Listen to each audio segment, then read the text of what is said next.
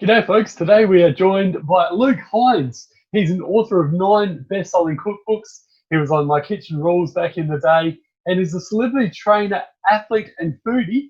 And you can see him on the House of Wellness on Channel 7 every Sunday at 12 p.m. Now, many Australians are binge eating, hanging around the home for more work and eating the wrong type of foods, and a bit uncertain in the way of the COVID-19 situation. Luke will give us some great tips today on healthy eating and how to help improve your mental health as well. I'm looking forward to hearing what Luke has to say, plus much more on Legends with Bevo. Welcome to Legends with Bevo. Thanks to the Holdy, Coopers, Anytime Fitness Glenelg, and Paradise Mazda. And now, here's your host, Bevo. Luke Hines, great to have you on Legends with Bevo, mate. So what have you been up to keep yourself busy during this COVID-19 situation? Absolutely, Bevan. Mate, there's no better time than actually to focus on a little bit of self-love at this time. We've all kind of spent the last few years getting busier and busier, and we use stress almost like a badge of honor.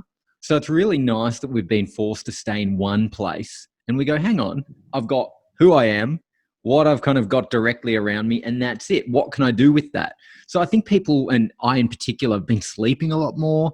I've been trying to move more, walk more. And it's funny, you probably saw that in your neighborhood, more people are enjoying just being outdoors in the current time frame. So it's been a really, really good time for me just to kind of reconnect and ground myself. Yeah, a lot of people have been doing the same thing, like you said. And I myself agree with you on that one with the exercise, because I've been doing a bit of a lot more riding, running and stuff like that because with the gyms being closed. And I'm amazed at the amount of people. It's been like the old days with all these people out and about, getting out with their families, going, running, cycling. I think it's just wonderful. Mate, absolutely. You can't help but have a smile on your face when you head down to the local park and it's just thriving with so many people doing stuff. Yeah, that's been definitely one of the cool things for sure. Hey, just a question in terms of, obviously a lot of people, have been binge eating, let's just say, being at home a lot more and found themselves in front of the telly watching Netflix or whatever and eating the wrong types of food. But how does this sort of affect your mental health?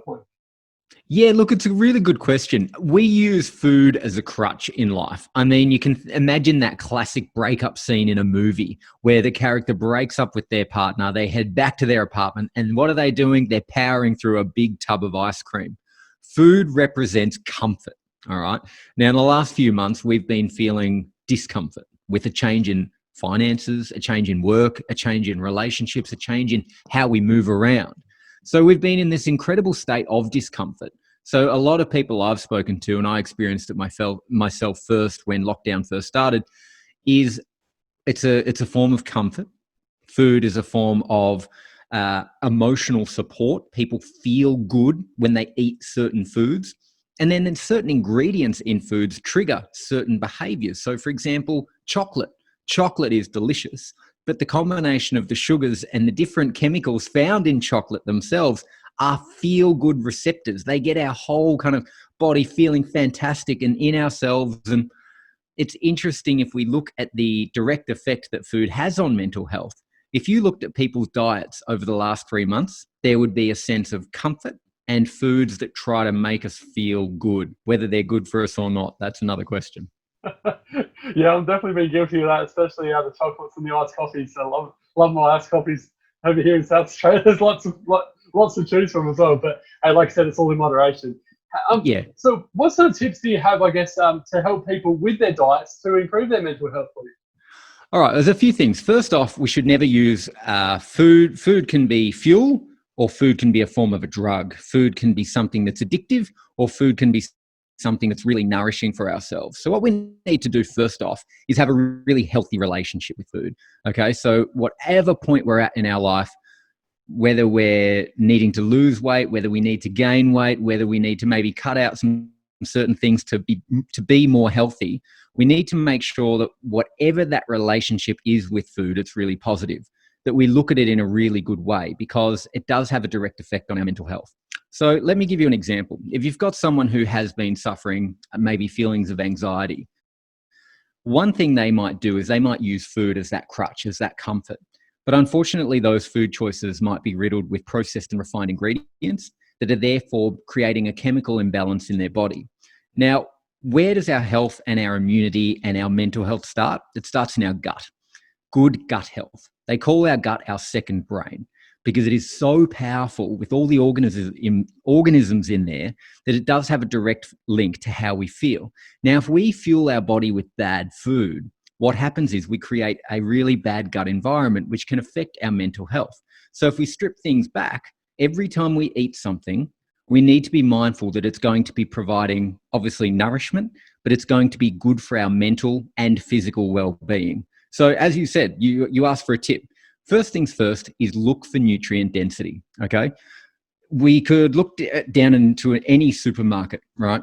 And if we go through all the aisles, there'll be a lot of packaged, processed and refined foods. They're the ones we're wanting to limit and avoid. What we want to do is look for nutrient-dense whole foods, which are the ones that don't really require a packet, and the only ingredient is their own ingredient. So the ingredients in a banana is a banana.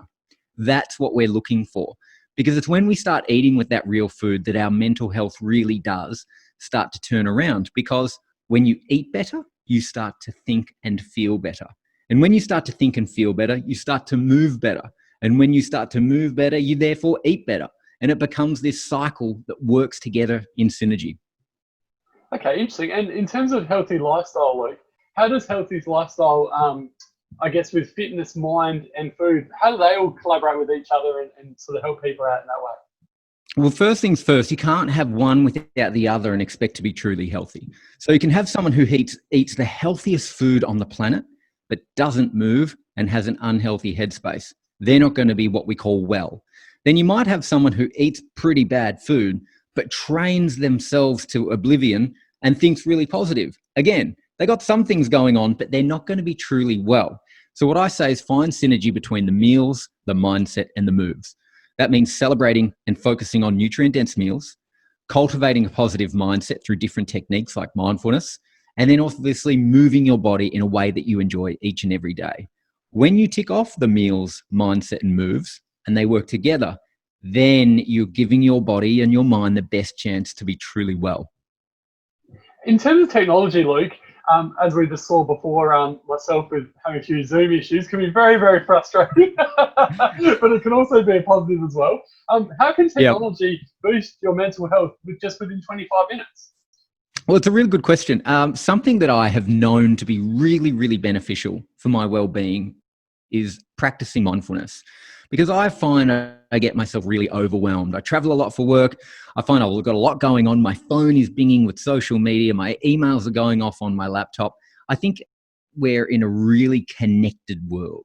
And if we can reframe the use of our devices for good, then I think it's a fantastic positive step in the right direction. So I've actually started doing 25 minutes of mindfulness every day with an app called Synctuition. Now, it's funny that it's taking this app for me to do it every day, but the reason it's really helped me is that even though I've known for so many years that mindfulness benefits my mental health, having a routine of going into the app and knowing that there's going to be a 25-minute audio journey to do each day keeps me on track. And look, I've seen that there's different kind of mindfulness and meditation apps out there over the years. But for me, I kind of like the fact that it's a bit of an adventure. It's almost like a movie in your mind. I'm quite creative in my thoughts. And when I found out that mindfulness was allowing your thoughts to come in freely, but then leave freely without feeling like your mind has to be empty or without feeling like you have to force certain thoughts, I found Synctuition really great because there's over 100 different really exciting but also relaxing audio journeys that are backed by science. So it's not just about nice music to listen to, but they're backed by science and they integrate, which is really interesting and why you can see my big headphones here. But it's one of the first to integrate technologies such as gamma wave binaural beats, which essentially is this 3D sound experience. So when you put your headphones on and you play your 25 minutes of your mindfulness, it's incredible. You can't help but be in that present moment. And that's what mindfulness is all about. Yeah, cool. And we'll talk about Synctuition in a moment because it's actually going gangbusters, not only in Australia, but around America as well. It's the third highest grossing app in America, which is phenomenal, Luke. So well done to you on that one, mate. But we'll get to that in a moment because we're going to give one lucky listener the chance to win a year's subscription to this great app. So we'll talk about how to do that afterwards. Awesome. Lucky listener. Yeah, absolutely. But I also want to ask you about something we talked about a little bit earlier was chocolate and sugar. And, I personally am guilty of this. I love my lollies and chocolate, obviously in moderation. But a lot of people get hungry at sort of 3:30 in the afternoon. They might be work during a 9 to 5 day, and they want to have a snack, and they decide to go and get a bit of chocolate or a shit like some lollies or something like that. But it's not really good for you, though, Luke. Why is that the case? All right, so let's break it down. First thing you said was chocolate. Obviously, when it comes to chocolate, there can be chocolate that's not so good for us, and there can be chocolate that's fantastic for us. So we can have chocolate. Okay, so the fact that we have to avoid chocolate altogether is a bit of a myth, but we can have healthy chocolate. So what we want to look for with chocolate is an 80% dark chocolate or above. Now, I know many people go, oh, that sounds bitter. But trust me, once you change your taste buds and you no longer crave that sweet sugar all the time, 80% or above dark chocolate's absolutely incredible. Now, the reason we're focusing on that is because it's high in magnesium in the form of raw cacao. It means the more cacao that's in that chocolate, the less room there is for fillers, for thickeners, and for sugars, okay? And then when it comes to the lollies, lollies are just pure refined sugar that are going to give us that peak energetically up, and then what goes up must come down. So we've got the crash. Now, that can affect our mood as well. So what we want to do is we want to look for nature's fruit, nature's sugar, which is your things like your apples, your bananas, your berries. All those kind of nature's natural chocolate bars and sweets are right there that you can pick from a tree. In terms of lollies, any that you recommend there? Look, when it comes to those, it's funny. I wouldn't necessarily recommend lollies in a sense that a lot of them are processed and refined. But if you're someone who does feel they need something like that from time to time, the key is understanding your limitations and knowing that it's not an everyday food. So it's being important that we're not kind of demonizing anything here or creating a negative relationship. It's more about making sure that what we do have, we have in moderation if we know that it's not that great for us. And the other alternative to that is, rather than me suggesting that you have lollies, once in a blue moon, what about we just change the headspace there and say, well, instead of lollies, I'm going to find something that I find equally as delicious that might be a little bit better for me. So it might be some mixed berries and a yogurt cup of an afternoon, which still give you that sweet treat hit, but it's a lot more beneficial and nutrient dense for you. Yep, I think you're right, in the right direction with that one. I know you tried to get some permission there, but I'm sorry. One thing I must say as well, mate, is with a couple of times a week I work sort of a night shift, so I start at 5 o'clock or 6 o'clock, and but I can't eat to say 9 or 10, so I need a snack to keep me going for those sort of few hours. What's your thoughts on protein shakes? Because I find they give me a bit of a boost, and I'll try and have one that's not too high in sugar. Do you think they're okay? Yeah, absolutely. So it's interesting that you said that you don't have one that's too high in sugar and that protein kind of fills you up and gives you a bit of a boost. It's exactly the advice I'd give anyone. So when you're looking for a snack, the things that you want to look for to keep you satiated and keeping you focused, feeling good longer term throughout the day is lowering the processed and refined sugars, but increasing the healthy quality fats and the good quality proteins. So when we're talking about good quality proteins, whether it's a plant-based or a collagen or a whey-based protein that's clean and unsweetened. And then when it comes to the fats, we're talking about nuts, seeds, avocados, olive oil, coconut oil, all of those fantastic ingredients. If we can celebrate those foods, what we're going to do is we're going to feel fuller for longer. And when you feel fuller for longer, you're less likely to reach for those lollies that we're talking about or the sugary chocolate. Yep, I like it. And what do you enjoy most about living a healthy lifestyle, Luke? I think the fact that I'm free energetically to live life to the full. You don't really know how tough it is unless you've experienced either extreme on one end or the other. So, for example, I'm really, really fortunate that I feel extremely healthy the majority of the time, and I get to live life to the full. But I know what happens when I'm unwell. I get taken right back. And it's when I'm in that place of not feeling well that I remind myself going, geez, I'm lucky. Geez, I'm lucky for the majority of my life. I feel really well and I'm capable to take on any of life's challenges. Whereas there's people who feel in a state of unwell or disease for most of their lives that they forget how good feeling good can feel. And it's those people who might benefit from doing mindfulness, from eating well, from cutting out those sugars, from moving more each day to remind themselves how good it feels to feel great. And we've obviously, we all go through our challenges in life. In high school, I had my challenges with being a young little fella and not sort of getting tall until after year 12 and, getting picked on at high school, and it's made me a stronger person. And you've had your own challenges as well, Luke, and which is just amazing to think that you used to be an overweight kid and the shape you're in now. Sort of how have you dealt with those challenges, and what sort of tips do you have for people that, are being bullied in high school, which is quite common these days, especially with social media? That things do get better. If I could go back and I could give myself some advice going through high school, going through adolescence, things do and they will get better, and everything will actually be okay. Because there's people who when they're experiencing a bout of darkness in their life, they might feel stuck. They might feel like that's going to be there forever. That's their destiny. How they feel inside is what it's going to be like for the rest of their lives. I can tell them that it's not, that we are all going through our lives. You and I are still going to go through stages in our lives which feel really crappy, right? But that doesn't define us, and it doesn't mean we have to stay like that. So when we get to that point, when we hit rock bottom, it's not the fact that you've hit rock bottom. It's not the fact that you've hit rock bottom. It's the fact that you pick yourself back up. And it's when you pick yourself back up where the growth happens. Yeah, that's really good advice. And obviously, you're testament to you for what you've done and how good a shape you're in now.